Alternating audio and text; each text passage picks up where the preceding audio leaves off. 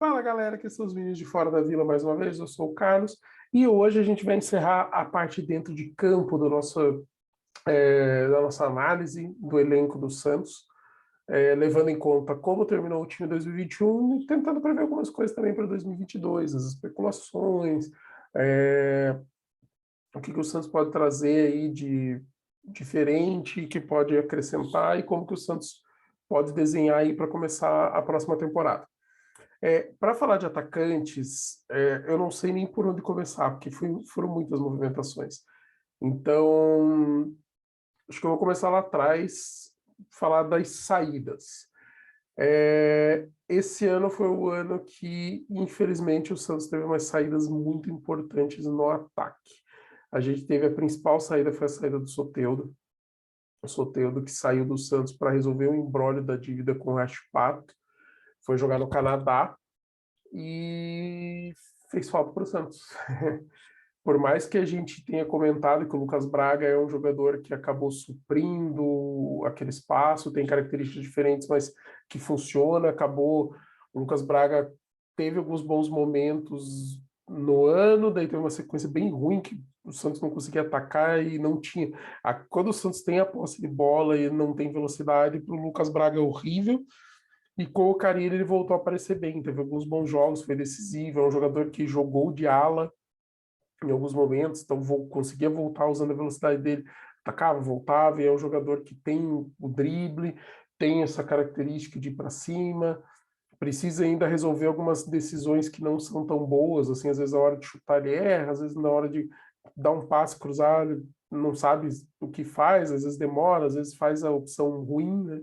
Mas faz parte do processo de evolução, e é um jogador que tem entregue bastante. Do Lucas Braga, a gente não pode falar muito. Então, já que eu já falei saída do Soteldo Lucas Braga, nada mais do que falar da saída de Caio Jorge. Caio Jorge que teve toda aquela novela, teve toda aquela coisa de não querer renovar contrato com o Santos deixou para a última hora, o jogador se sentiu desvalorizado, pegou o propósito da Europa e no fim das contas o Santos ainda conseguiu pegar um dinheiro com a Juventus. Ele está lá, especula-se a possibilidade dele voltar por empréstimo para o Palmeiras, que está procurando centroavante. É um jogador que faz bastante gol, ele não é um jogador espetacular, assim, que você fala, nossa, o cara é acima da média, não sei o quê, mas é um jogador que faz gol, cara, faz gol de cabeça, faz gol chutando, é participativo, corre, sai da área, então tem, assim, suas qualidades. E está em potencial, né? Ainda tem potencial de crescimento, está em fase de evolução, é um jogador que ainda pode entregar. Na Juventus ele não tem espaço, mas ele poderia ser emprestado. Eu dirigente da Juventus emprestaria ele para um time italiano, onde ele teria mais espaço de jogo, para ver a evolução dele num campeonato europeu. O jogador às vezes pode só querer voltar para o Brasil, porque no Brasil ele sabe a língua, sabe o que jogar, o que se espera dele, pode fazer diferença, porque o nível também é menor. Aí escolha de cada um, né? O Caio Jorge saiu e teve mais uma saída também que não foi tão impactante quanto essas outras duas que eu já falei, né, do sorteio do Caio Jorge, mas que é significativa porque o Copete saiu do Santos, aí encerrou o contrato, ele saiu, e na época ele era o maior artilheiro estrangeiro do time do Santos. Agora o Carlos Santos passou ele, mas é um jogador assim que foi muito importante para a história do Santos e que fez uma boa Série B. Ele jogou pelo Avaí, foi um dos destaques do time, tanto que tem times interessados na contratação dele. Eu sei que o Coritiba estava interessado em trazer ele para disputar a Série A, porque ele jogou bem uma Série B. Legal, eu torço bastante pelo Copete, eu gostei bastante. Eu sempre fui um fã até certo ponto do Copete, sabe? Não é aquele fã que você é fã incondicional, mas é um fã que você fala, cara, ele tem suas qualidades, suas características e seus momentos. E o Santos nem sempre soube aproveitá-las. Assim como o jogador também nem sempre entregou quando teve oportunidade, né? Para fazer o contraponto das saídas, a gente fala das chegadas. Só que as chegadas foram tardias, até por conta do transfer ban, por conta dos problemas do Santos de contratação e pelas janelas internacionais.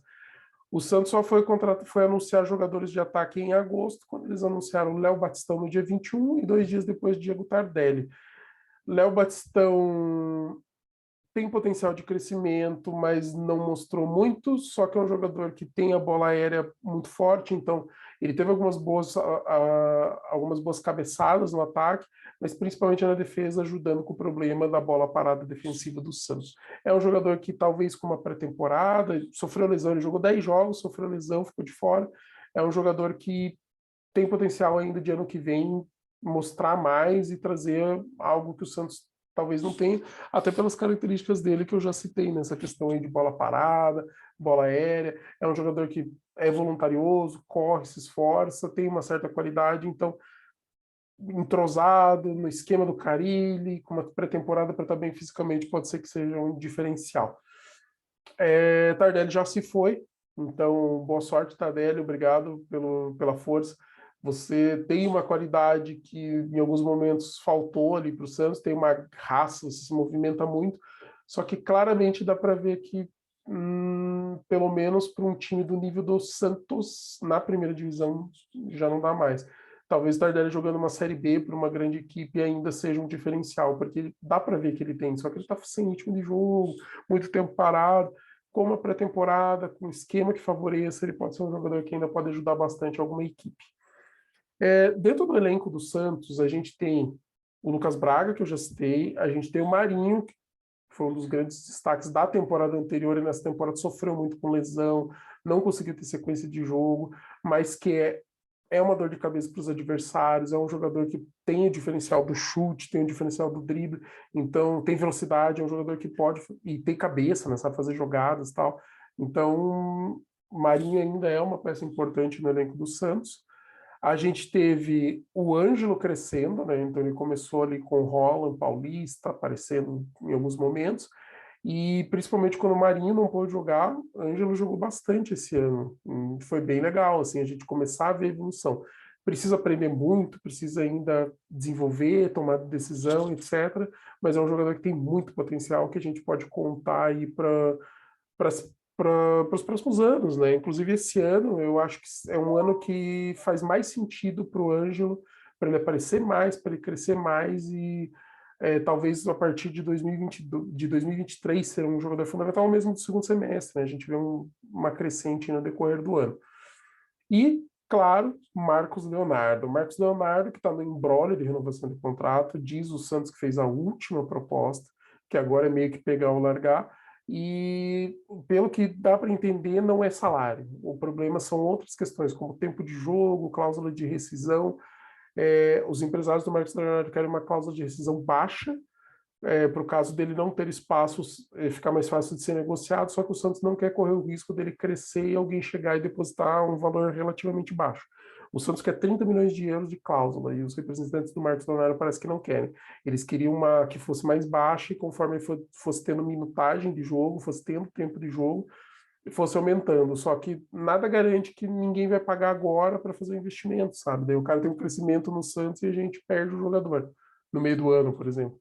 Então, eu acho que o Santos está fazendo a coisa certa em endurecer a negociação, porém, a gente tem que pensar que o cara foi destaque, que talvez valha a pena a gente ceder um pouquinho em algumas coisas e para os representantes também cederem um pouco, e a gente tem um jogador que estava fazendo gol na reta final, ajudou muito a gente contra o rebaixamento, e que tem potencial de ser um baita destaque no ano que vem, né? Eu estava até pensando, ele e o Batistão raramente jogando juntos, porque é no mesmo lugar, tem características diferentes, mas fica complicado, mas principalmente para jogos diferentes, para momentos diferentes do jogo, sabe? Tipo, vamos jogar contra um adversário que tem um forte na bola parada, jogar com o Batistão, sabe? Tipo, até porque ele ajuda na bola defensiva e pode ajudar a gente na ofensiva aérea. Vamos jogar contra um adversário que não é tão bom nisso e que a velocidade faz diferença. Marcos Leonardo, sabe? Então, você pode trabalhar esse tipo de coisa, o Carille pode usar e isso ser muito bom para a gente. E, para fechar, vamos falar de outros nomes aleatórios. Então, a gente vai falar do Arthur Gomes, que estava emprestado para o Atlético Goianiense no começo do ano e já saiu. O Thailson foi emprestado para o Curitiba, depois foi para o Náutico, não se destacou em nenhum, não jogou. Triste. Era um jogador que, quando apareceu, tinha um potencial enorme. Raniel jogou bastante com o Carille via ele como uma peça importante, porém já está tudo acertado com o Vasco, ainda não foi anunciado, mas dizem que está certo para jogar a Série B pelo Vasco. Eu acho que é uma boa para o jogador e uma boa para o Santos, porque no Santos ele nunca demonstrou. Ele tinha ido bem no Cruzeiro, tinha ido bem no São Paulo, mas as lesões sempre atrapalharam. E no Santos ele nunca, sabe? É um cara que não consegue nem dominar a bola. E é falta de ritmo de jogo. No Vasco tem potencial, é um jogador relativamente novo. De repente ele joga bem no Vasco, mostra potencial, o Santos renova o contrato, ou então se não for, já acaba o contrato mesmo, beleza, não tem problema, sabe? A gente tem uns nomes bizarros, tipo Lucas Venuto, quero nem falar. Esse cara até chegou a jogar pelo Paulista, cara. Alexandre Tan chegou a jogar no Paulista, o Renier jogou no Paulista. O Renier, não é, pelo visto, ele é reserva dos jogadores da Copa São Paulo. O Santos vai ter que cortar 8 nomes da pré-lista e ele está correndo o risco de ficar de fora. Um jogador que também apareceu o potencial. E não sei se vai conseguir concretizar, se é só fase, o que que é. E o nome mais emblemático de todos é Bruno Marques, cara. Bruno Marques que apareceu bem com o Cuca, nunca foi espetacular, mas era um jogador voluntarioso, conseguia dominar a bola, tinha alguma qualidade para a altura dele, muito bom na bola aérea.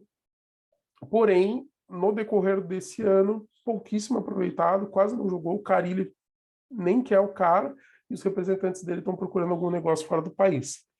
Provavelmente em Portugal, até porque o idioma facilita o nível do campeonato também para dar destaque para ele. Eu acho um desperdício, cara, porque o Santos pagou por esse jogador e é um jogador que pode fazer diferença em determinados jogos. Sabe, um jogo que está complicado, o time adversário está jogando muita bola na área e a gente está ganhando de 1-0. Põe o cara que na bola defensiva ele vai ajudar e ele pode segurar a bola na frente. Ele segura o zagueiro, faz bem o pivô, de repente até fazer Batistão e Bruno Marques na frente, com o resto do time vindo de trás de velocidade. O Santos precisando de resultados, jogando bola na área, Bruno Marques e Batistão, sabe? Tipo, pode funcionar. Porém, a gente tem que pensar que se o técnico também não tem confiança e o Santos já tem um jogador que tem essa característica da bola aérea no Batistão, é um jogador que está sobrando. E, assim, se a gente já tem Marcos Leonardo, goleador, e Batistão com potencial, não faz sentido, sabe? Então, se a gente pensar de forma bem racional, tá? De tipo enxugar o elenco, minimizar o gasto do Santos para o Santos poder fazer um investimento em jogadores mais certeiros ou em apostas mais promissoras, aí vale. Eu não vejo aposta mais promissora no momento, eu acharia que o Bruno Marques é a aposta promissora, mas nessa questão de enxugar, ser mais racional, gastar menos, daí faria sentido. E do ataque é isso, cara. Eu acho que o Santos precisa de um jogador para jogar nas pontas, assim, né? A gente pode falar do Marcos Guilherme também, né? Que é um jogador que ele foi coringa, então já falei um pouco sobre ele de ala. Não falei sobre ele no meio, e que é uma das posições que eu acho que ele jogou melhor, e principalmente no esquema de 3-5-2, porque daí o Lucas Braga faz a ala, ele faz a meia esquerda e o Felipe Jonathan, o segundo volante do lado esquerdo. Forma um trio muito forte e eles se complementam. O Marcos Guilherme cobre o Lucas Braga e vice-versa. E ali funciona aquele trio de armação, velocidade. Então o jogador toca, corre, faz uma triangulação bacana ali. O Marcos Guilherme é um jogador que é um coringa, né? Já jogou de ala direita, ala esquerda, ponta esquerda, falso 9 e meia. Meia, tanto esquerda e tal. Chegou a jogar até de segundo volante em algum momento. Já foi ponta direita também, que é péssimo. Quando ele joga na direita é horrível. Mas ele na esquerda manda bem. E no meio também. E o Marcos Guilherme é um jogador que pode ser esse ponteiro, mas ao mesmo tempo é que na verdade assim, o que eu queria? Ou a ascensão do Ângelo, né, que o Ângelo realmente entregasse o que a gente está esperando, ou uma opção que atuasse nas duas pontas para, de repente, a ausência do Lucas Braga, a ausência do Marinho, quem sabe o Marinho sai, né? Tem esse desejo do Marinho de fazer o pé de meia, eu não acho que está errado. Talvez vindo uma boa proposta para o Santos e para ele não seria nada desinteressante. Inclusive tem uma especulação aí de que o Santos, o Inter está com interesse no Marinho, e aí a negociação envolveria quitar a dívida que o Santos tem com o Inter em relação ao Eduardo Sacha, o Inter pagar uma grana e a gente ainda ficar em definitivo com o Marcos Guilherme, sabe? Então, eu acho que assim, se realmente esse rumor é verdade, faz sentido a gente abrir mão do Marinho, porque é muito valor envolvido que pode ser diferencial, sabe? Tipo, o dinheiro que o Santos pegaria não seria grande, seria pequeno, mas se livrar da dívida do Eduardo Sacha é muito bom e pegar o Marcos Guilherme em definitivo também é muito bom. Então o peso disso acaba sendo maior do que a manutenção do Marinho. Mas se não for nesse sentido, for uma proposta só, no primeiro momento foi noticiado que seria só a dívida do Eduardo Sacha e um acordo para a gente ficar em definitivo com o Marcos Guilherme no fim do contrato dele, não era tão interessante, porque daí o valor do Marinho fica muito baixo, sabe? Mas, de repente, estava até falando, de repente, o Santos pegar mais um jogador que está a dívida do Sacha e mais o Marcos Guilherme.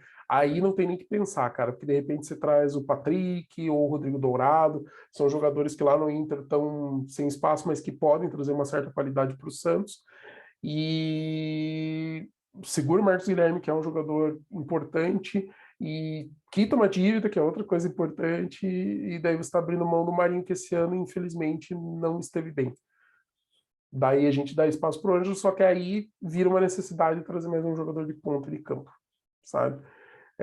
Tudo tem que pensar, equilibrar, mexer, e aí vai do Dracena fazer o trabalho dele. Santos com muita dificuldade por conta das questões financeiras, mas eu espero de verdade que a gente tenha aí um... Eu não quero muitos nomes, mas eu quero nomes assim que ou seja aquela baita aposta de oportunidade que você fala, cara, estamos trazendo um jogador que tem um baita potencial, por exemplo, o Lacava, né, que tem empréstimo até o fim do ano que vem, e ele começa a mostrar serviço, começa a aparecer, é um jogador de ponta, inclusive de campo, que tem potencial de desenvolver, e ou então um jogador que vem para ser titular, aquele cara que você fala, cara, eu trouxe fulano, estou pagando um pouquinho a mais, mas é um cara que vem para resolver uma posição que hoje estou carente. Se o Marinho sai, a gente fica carente por mais que a gente tenha o Ângelo, tá?